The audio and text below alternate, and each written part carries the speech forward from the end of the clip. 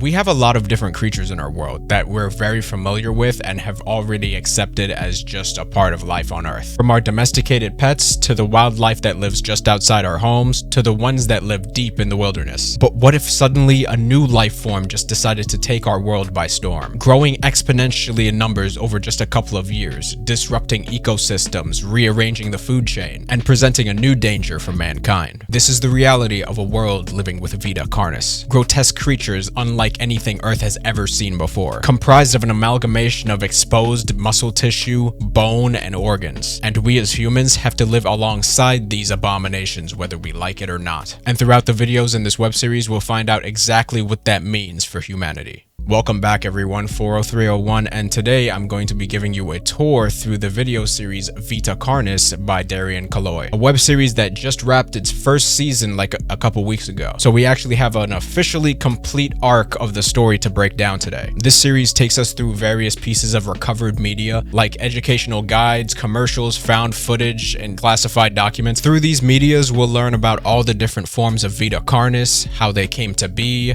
how humans are supposed to go about coexisting with these things, and what kind of effects these things are having on the environment and human society. So we're going to go through these one by one to really get an understanding of this new form of life. VITA CARNIS. An organization calling themselves National Living Meat Research has dedicated themselves to gathering information on this new form of life in order to educate people on what they are and how to coexist with them. Whether it's learning how to domesticate them, how to avoid them entirely, or how to survive an encounter with one. They call this new form of life VITA CARNIS, which directly translates from Latin to life of the flesh, or you could just say living meat, I guess. Again, these creatures are comprised of exposed muscle tissue, bone, and organs, resembling that of skinned animals. So they're not that pleasant to look at, as you'll find out as we go along. Around 1931, the VITA CARNIS exploded in population, coming seemingly out of nowhere. This scale doesn't have any numbers for the population, but I imagine that it's well past the millions by the time of this presentation, which I can confidently say is in the 1970s based on where the data seems to stop. Scientists have already ruled out the possibility that VITA CARNIS is an alien species coming to invade Earth. They've apparently also ruled out the possibility that VITA CARNIS are demons from hell come to purge humanity, whichever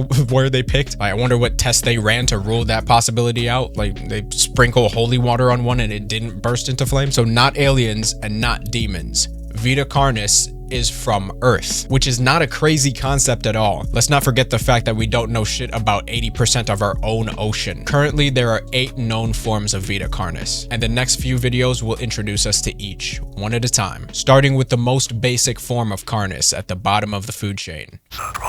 The crawl is a dark red growth of meat that resembles the intestines and grows in patterns similar to roots, mold, or fungi. The crawl gets its energy from absorbing it through processes like photosynthesis or just from absorbing it from the matter around it. So yeah, this form of Carnis functions more like a plant. They grow in abundance and add to their ecosystem. When a branch of crawl falls off and decays, it becomes fertilizer for all the plants around it. The plants grow in abundance, herbivores eat the plants, carnivores eat the herbivores, and then animal and plant remains breed more crawl. A perfect cycle. Like I said before, the crawl is like a root, not just in its appearance and its bodily functions, but also in its role when it comes to the other forms of Carnis. On any given branch of crawl, a very distinct growth can start to form. When this growth gets big enough, it will fall off and continue growing until it takes on a form and a life of its own. So basically, the crawl has the ability to spawn all the other different forms of Carnis,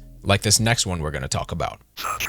The trimmings are our first form of Carnis that can be classified as an animal, one that can go on to live a life of its own in its ecosystem. The video describes it as looking like a skinned raccoon. I don't know about that description. It looks more like a literal kidney with legs. Like, actually, I don't know where they're getting away with calling this a skinned raccoon, but I'm no professional, so. All trimmings are about the size of a basketball, but not all trimmings look the same. They can have different shaped bodies, having more or less legs than others. Trimmings are categorized as scavengers, but they'll pretty much eat whatever's in front of them, feeding on small animals, plants, and decaying meat. They may look terrifying, but they're actually very cowardly creatures, so they don't really pose much of a danger to anything larger than them, and because of their small size and their timid nature, they really get picked off by predators pretty easily. Despite this fact, trimmings maintain their very large population, having a 2 to 3 year lifespan if not eaten by predators. This is because the crawl is constantly spawning these things, and the crawl is everywhere. There's so many of them that you might even find these things in your attic or your basement. These photos being just that. Your average person finding one of these things in their home, just like you would find rats or mice or other pests. They get all in the trash and are generally a fucking nuisance to humans. But what do you know? Surprise, surprise, humans are really, really dumb, and some of them try to domesticate these things and keep them as pets. What a great idea. Nothing like a basketball-sized 8-legged dissected kidney to come home to. Just a fucking bundle of joy. The next form of Carnis are the meat snakes. These worm-like creatures that can grow to gargantuan sizes. When a meat snake first separates from the crawl, it's tiny, not much bigger than a coin. But the more they eat, the more they grow. Meat snakes can't eat living organisms, only dead ones. So they can't eat like freshly killed flesh. They can only eat rotting flesh. So they feed on the dead carcasses of whatever animal they can come across. Meat snakes can grow to incredible sizes during catastrophic events like natural disasters, plagues, and wars. Basically any event that leaves an overabundance of dead bodies to consume. Meat snakes get the snake in their name for being able to use their tongue as a sensor, like actual snakes. They will also dislocate their jaw to consume their meal whole, again, like actual snakes. When a meat snake consumes an animal, of course the animal is dissolved into the meat snake's stomach, so their flesh and organs are basically gone, and that leaves the animal's skeleton and some of its organs. What's interesting is that the bones and the organs get repurposed into the meat snake's body and become part of it. So the skeleton of its last meal becomes a part of its body's structure. An especially interesting fact is that when a meat snake is done digesting its meal,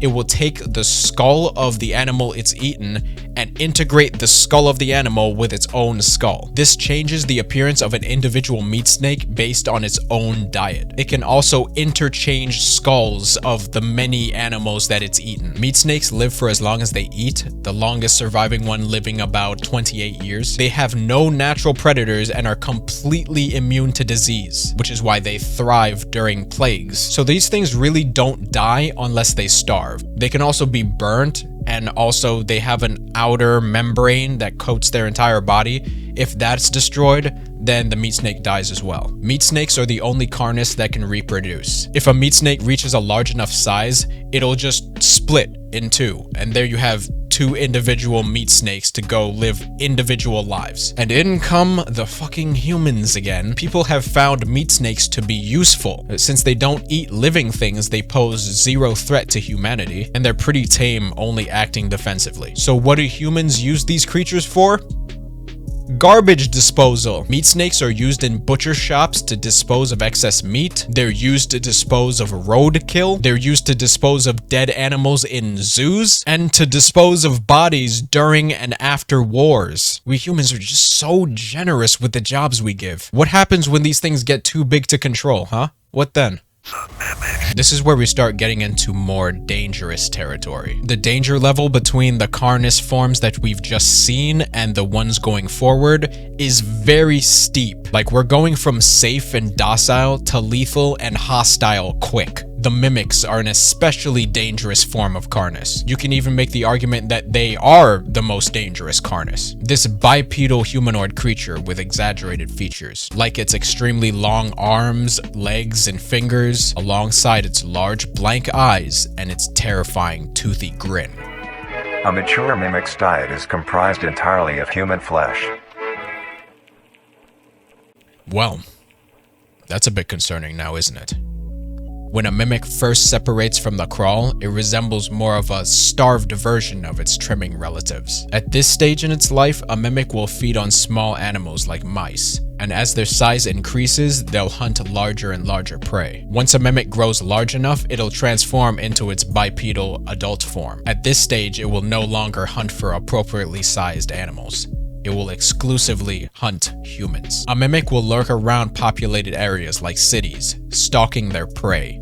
picking out easy targets, learning their routines, and getting in close by using stealth tactics like hiding among mannequins, hiding behind or inside furniture, and even wearing clothes. However, if a human is alert to the presence of a mimic, it will switch to using scare tactics to corner its prey. Once the prey is vulnerable, the mimic will move in slowly and joyfully ask its prey.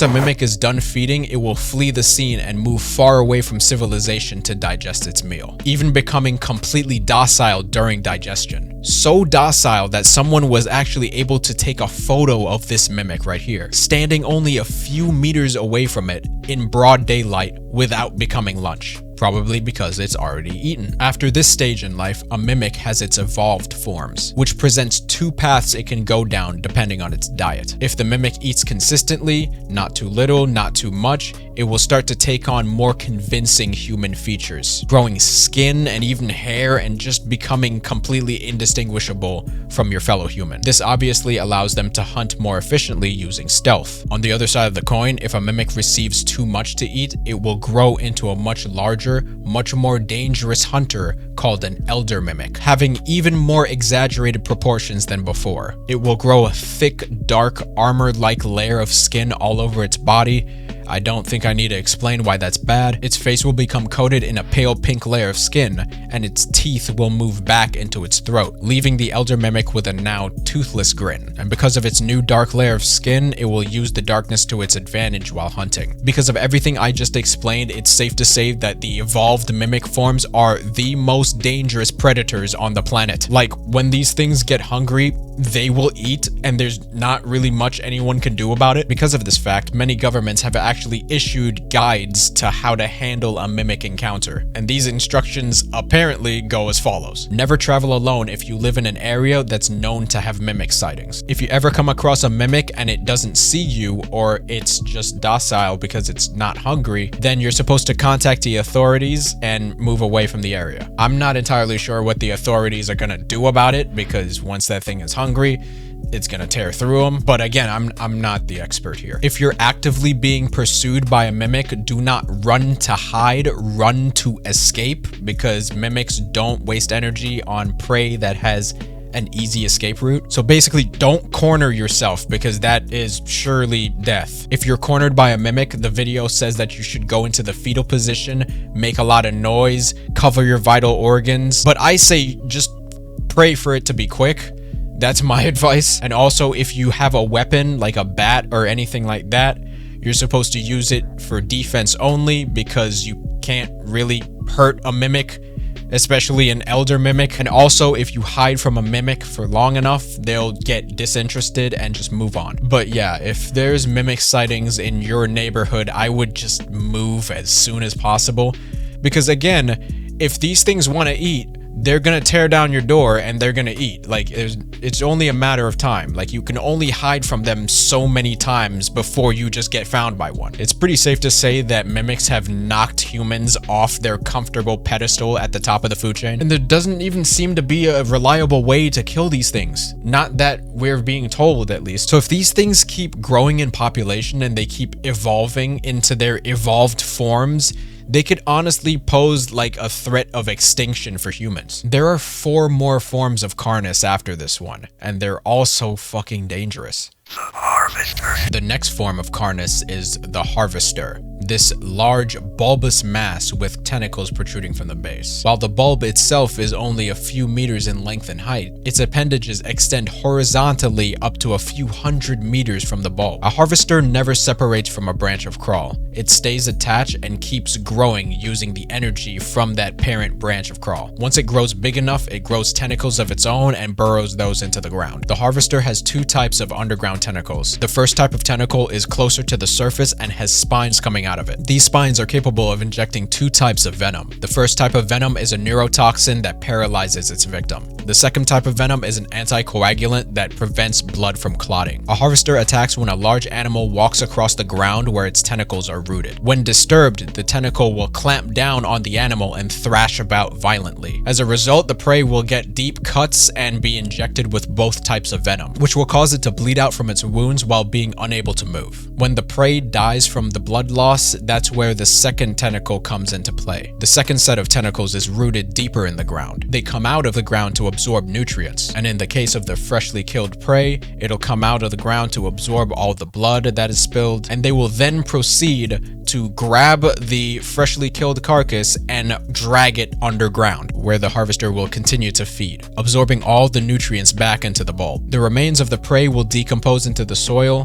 becoming fertilizer for plant life, and that plant life will attract new animals to the harvester. The spines of a harvester seem to only activate on larger animals, allowing smaller animals to thrive in the area, and the smaller animals will attract the larger predators for the harvester to prey on. I think this is a coincidence. The video describes it as if the harvester is picking and choosing based on effort versus yield. Like, is a small animal or a small amount of food worth all that effort to kill and absorb? But I don't think that makes a lot of sense. I don't think a harvester would be using the same amount of energy to kill a rabbit as it would to kill a whole deer. It would take a harvester like no energy to kill a rabbit versus a deer. I think the smaller animals just aren't heavy enough to set off the tentacles of the harvester, and that's just a happy coincidence for them. Harvesters are very dangerous, but they're also very rare. If you get stung by one, it's pretty much game over. The best thing you can do is just never encounter one. In some places, they've even posted harvester warning signs. The sign may as well be a minefield warning sign. It pretty much gets across the same idea. Now, if you're unlucky enough to find yourself in range of a harvester's 8 trigrams, like in a minefield, you can't panic. Unlike a minefield, harvesters can actually be distracted. If you throw a heavy enough object like a rock or maybe your book bag near the bulb, you'll actually activate the tentacles in that area and distract the harvester for a little bit so that you can slowly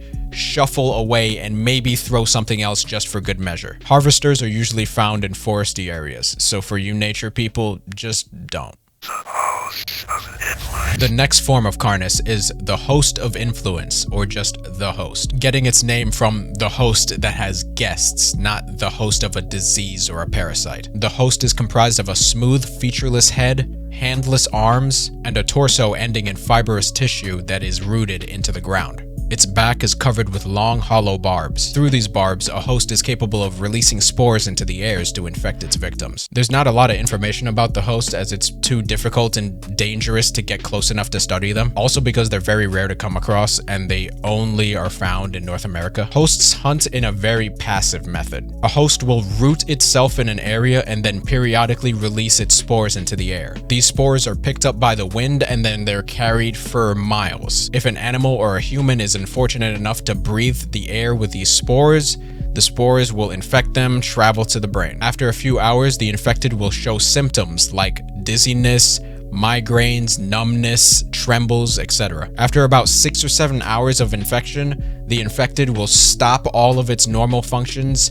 and just start walking in the direction of the host where the spores came from. If the infected prey is treated for their infection in time, or they don't reach the host within a 36-hour time period, they return to normal and the infection subsides. However, if the infected reaches the host, the infected will present itself to the host and the host will proceed to rip out all of its organs and consume them. A host is not completely stationary. If a host is not having any luck with the prey in its area, it'll just uproot itself and move to somewhere else. This video gives you the advice that these creatures should just be avoided at all costs, but I don't really see how you can avoid them if one of them just so happens to root themselves like a mile away from your home, maybe closer, and just release the spores in the air. You're gonna breathe those spores eventually. If you don't know that a host is in your area, then you're just gonna end up breathing the air, not thinking anything of it. A couple hours into breathing the infected air, you're just gonna start walking to the host, and if you're not stopped, your ass is grass. Yeah, it's just a bad situation with these hosts things. At least they're rare. There's that going for us. The newest form of VITA CARNIS are the monoliths. These towering behemoth creatures, each standing at about 120 meters in height. There are only 7 of them, all positioned in a circular formation about a mile in diameter. What the circle of monoliths surrounds is classified, and their location is redacted. Each of the monolith's legs are firmly rooted into the ground. The meat strands that make up the creature stretch horizontally when underground, firmly embedding them in place. Above the ground, the strands of meat are woven tightly to create the body structure. The strands end at the neck, the head being a solid mass of flesh with a hole in the center. The head is apparently capable of producing extremely loud bellows of sound, capable of disabling electronics in the area, like an EMP blast.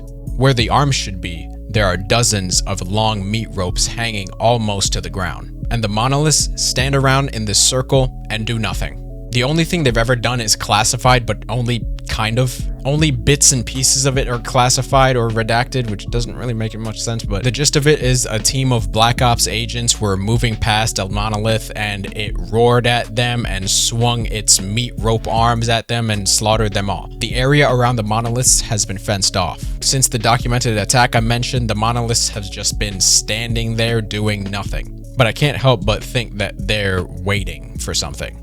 They're just a ticking time bomb waiting to go off. And finally, the last creature on this list is... Now that we've gone over all the forms of VITA CARNIS, it's time to take a look through some of the found footage and archive media that surrounds these creatures, to get a real idea of what's happening in society as a result of these things being a thing.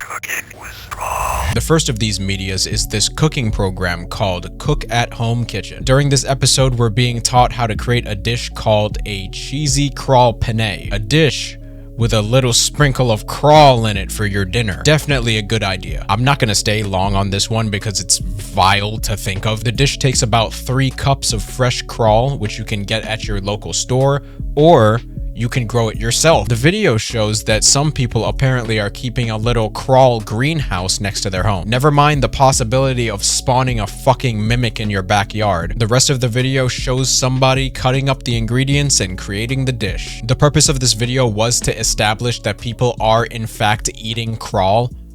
Why the fuck are people eating crawl?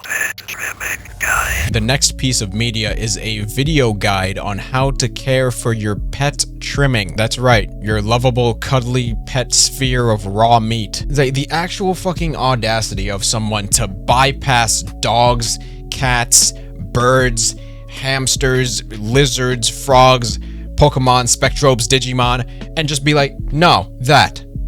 I want that. I hate everything about this video. The temperature of your house needs to be kept at about 20 degrees Celsius for their comfort. For when they sleep, they need a warm place, so give them a box with a nice blanket. Trimmings will eat anything you give it. The video recommends you feed it things like dried cat or dog food, but as a snack, you can feed a trimming the scraps of food from your day-to-day, like apple cores or banana peels, stuff that you usually would just toss. Trimmings are nocturnal creatures, and they apparently make hella noise in the night.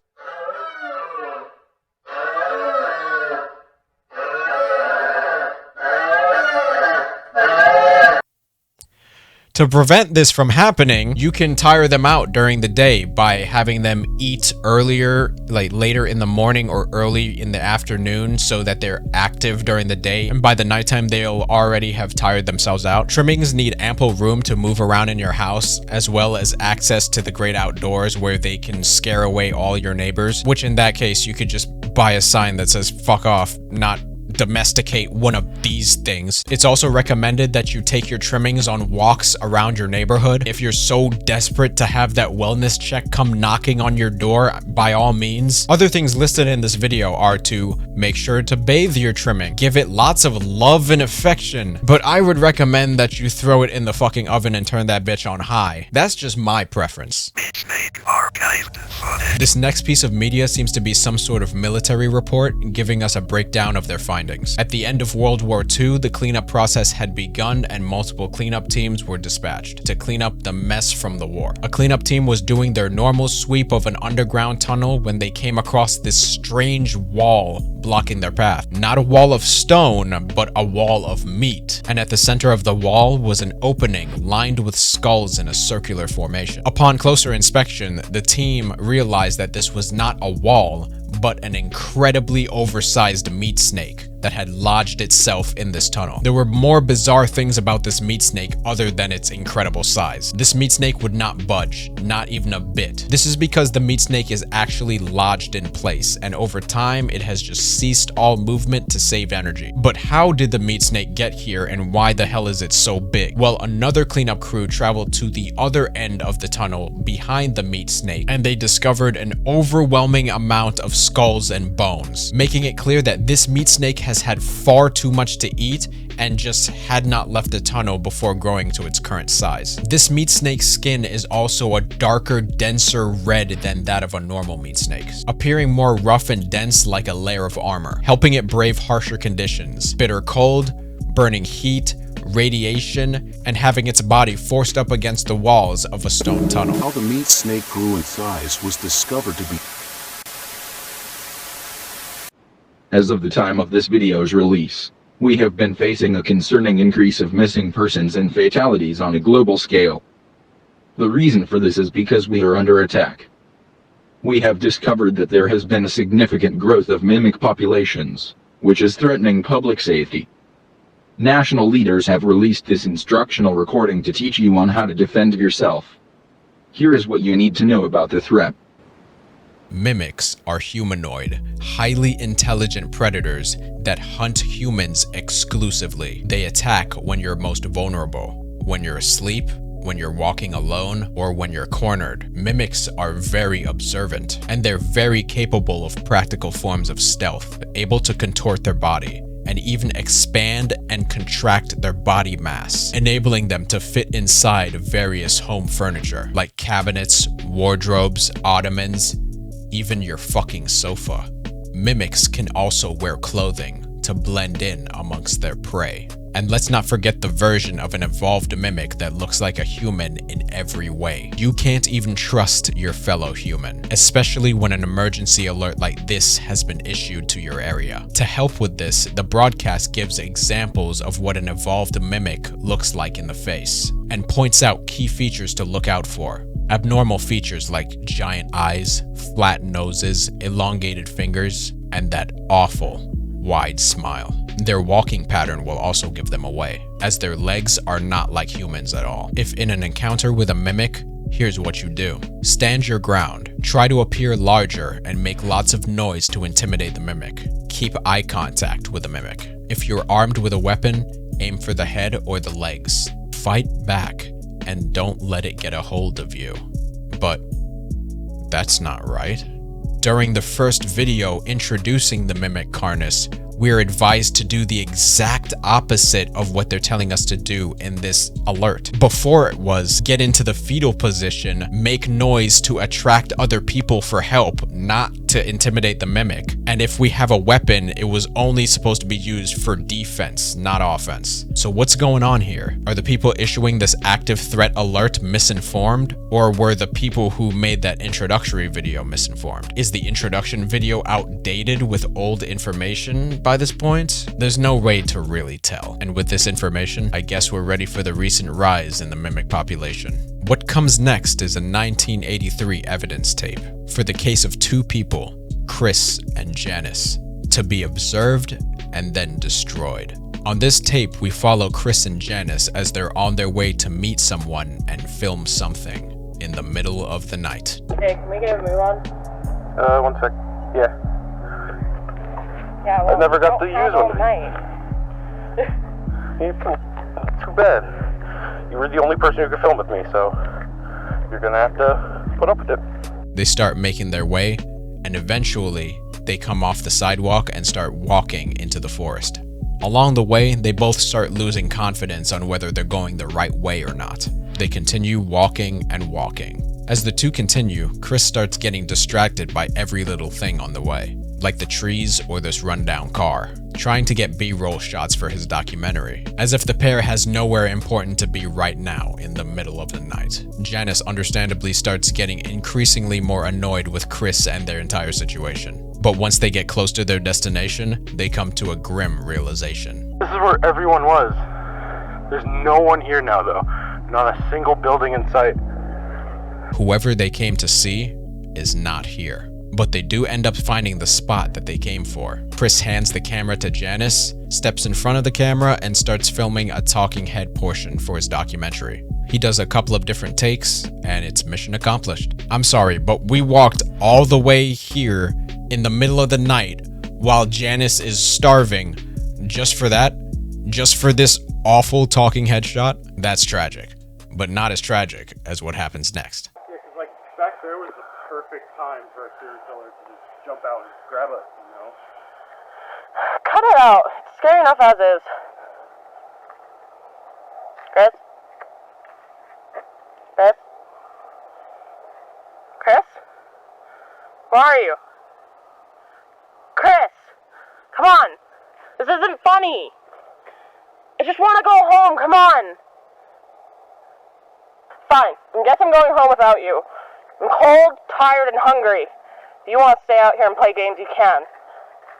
Suddenly, almost mid-sentence, Chris vanishes, and Janice starts making her own way back home, thinking Chris is playing some kind of prank. But as she walks back, she finds the last thing that you ever want to find in this world. Chris? What are you doing? Chris, this isn't funny.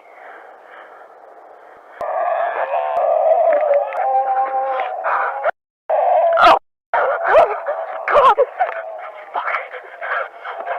Now we know why Chris disappeared so suddenly. A mimic, in the blink of an eye, killed Chris and snatched his body into the forest to feed. And now Janice has disturbed it, and it has now set its eyes on a new target. She runs as fast as she can, screaming her lungs out for help as the mimic gives chase. She makes it back to the house, but unfortunately, so does the fucking mimic.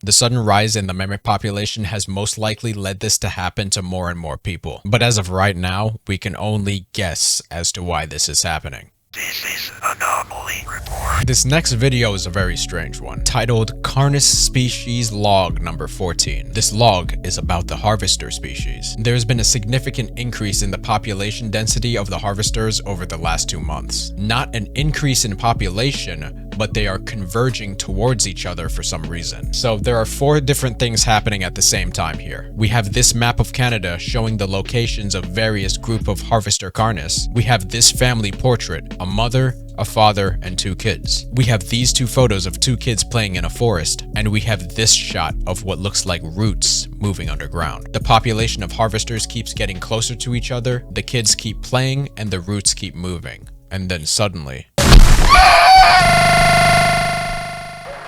all hell breaks loose. A child begins to cry out in what sounds like fear and agony. Blood washes over the screen, with a visual of a mangled skull with its skin melting off. The cries continue, and the family portrait is shown again. However, the smallest child in the photo is different now.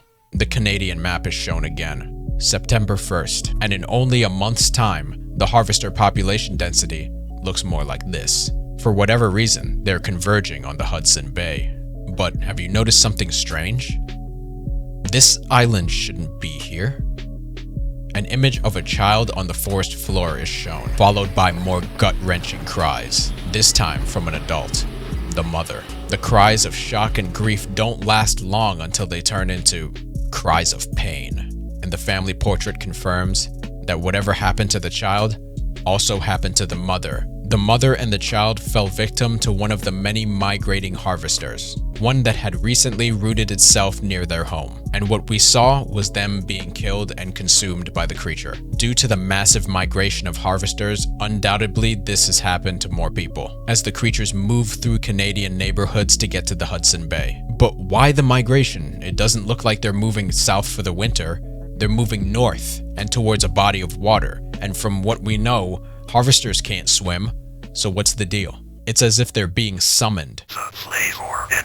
The next program shows off a new product from a company called Nutriar Co., a company that was established in 1990, a detail that lets us know that humans have been living with VITA CARNIS for at least 20 years now. The product being advertised is some sort of seasoning called the flavor enhancer. There's even a deluxe version. You sprinkle it all over your dinner and it turns the flavor from a 10 to a 20. Or at least that's what they claim. But there is a detail that concerns me. Listen to this. With overwhelming demand for this essential product, even since our start earlier this year, we have delivered what you wanted. Their start earlier this year. So at the start of this video, it's still 1990, or maybe early 1991. This product has only been out for a few months, but apparently closer to its start was in high demand right out the gate, so much so that they made a deluxe version just a few months later. I don't know much about the food industry, but a random seasoning product comes out, is instantly a popular hit, so much so that they make a bigger bottle for it just a couple months later. I don't know if that's normal or not, but it definitely doesn't sound normal. Flavor Enhancer Deluxe. Required for all meals, no matter how small it seems, just a little more. It is crucial to everyday eating.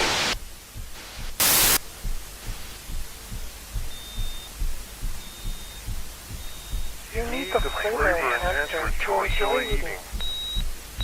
You need the flavor enhancer. Consume. You need it. Just what the fuck is going on here? Uncovered documents. Well then, I guess some bad practices were at play here. It turns out you can't have a smash hit seasoning product with overwhelming demand at its inception. The company behind the flavor enhancer, Nutriar, is facing charges regarding the safety of their product. And the company, of course, denies all allegations and asserts that the product is safe to consume. However, an organization working in the shadows has made a very disturbing discovery, testing the flavor enhancer on ants. And what happens to the ants is far from normal. The organization is called CARCAS, Containment and Research Consult Association Society. They've been receiving backlash from government agencies for policy violations, aka studying VITA CARNIS and everything about them. Exactly what CARCAS's motivation is remains unknown for now, but it's clear that something much bigger is at play here. In the distant horizon, the group of monoliths stand vacant. Although closed off to outsiders, their stance can be observed well outside the perimeter. It is known to have hundreds of thousands of fibers that weave themselves. You might be confused as to why you received this package. This was left to you because we share a common goal. I'm aware that you studied Carnis and researched their properties. I'm also aware that you received backlash for doing so. Something isn't as it seems, and you know this too. Unexplained phenomena, countless casualties, missing persons, fatalities, and yet no proper action, and a notable silence about these affairs. People are afraid and confused. Why is nothing being done? Because they don't want us to know. We've been kept in the dark while those above us slither and miss the blind. They have slowly been numbing our minds to their schemes. But they've made one crucial error. Trails, crumbs, traces of information. I've collected these pieces and found their loose ends. This is why I've left this message to you. The documents include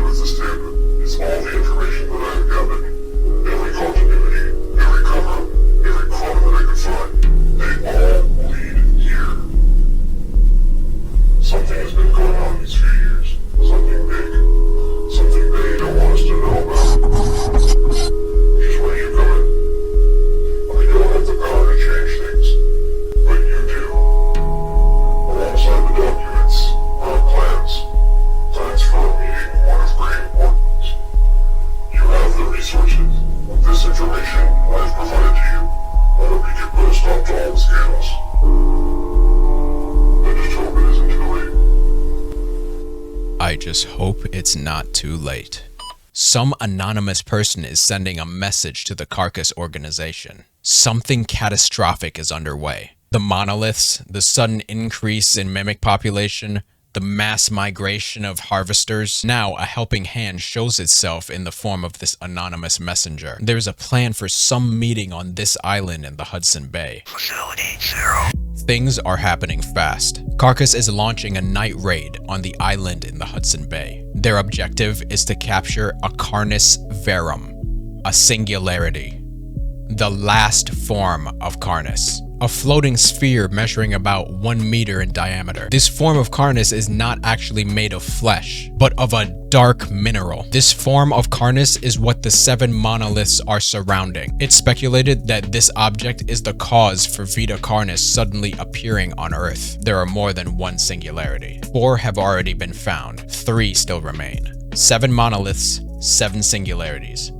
Hardly a coincidence. Carcass has mobilized a task force to raid a guarded building housing the singularity, a building called Facility 0. Their mission is to capture the singularity and take it back to wherever their base is. Their task force is split into 3 teams, and their first objective is to bypass the fence surrounding the facility. Outside of the fence are far too many harvesters. Some of the ones that have migrated from the corners of Canada, positioned like an actual minefield protecting the facility.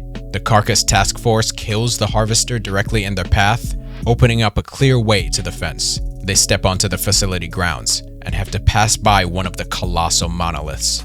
But unlike the last documented team encountering a monolith, this Carcass team manages not to disturb the creature. Security cameras show the inside of the facility. It's empty and dark. The mission briefing warned us that this facility would be heavily guarded, but for some reason, it doesn't seem that way at all. Something is really wrong with this, but regardless, the team commences Phase 2 and surrounds the room where the singularity is being held. The 3 teams start to converge on the room. Alpha Team starts experiencing some electronic interference, but Command urges them to commence Phase 3, and they prepare to breach the door. Copy, Phase 3 is still a go. Preparing for breach. Breach in 3, 2, 1. Breach.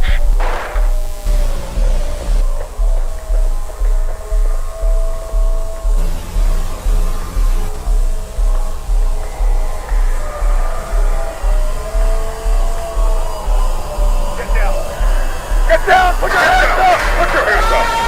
Get down! Get down! Put down your weapon! Get down! Put down your weapon! Put your hands up! Get down! I said get down!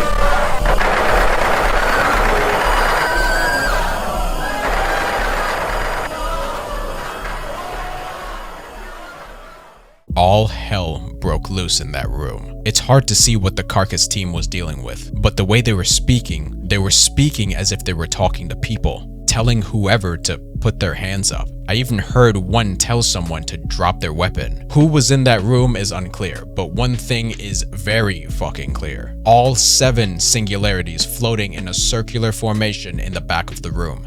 I guess someone found the last 3 singularities before this. I don't see Shenron anywhere, so I'm gonna assume that gathering these 7 singularities is a very bad thing, and that VITA CARNIS will be a bigger problem for mankind from this point on.